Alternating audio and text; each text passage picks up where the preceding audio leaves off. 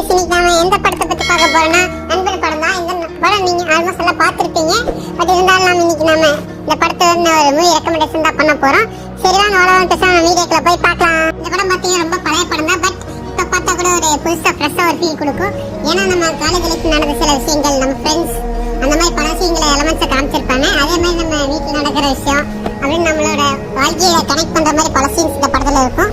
அதே மாதிரி ஒருத்தமே காலேஜ் லைஃப்ல ஒரு எக்ஸ்பெக்டேஷன் இருக்கும். அந்த எக்ஸ்பெக்டேஷன் இந்த படத்தை பார்த்துட்டு நிறைய பேருக்கு அதிகமாக இருக்கு. கண்டிப்பா எனக்கு அப்படிதான் இருந்துச்சு.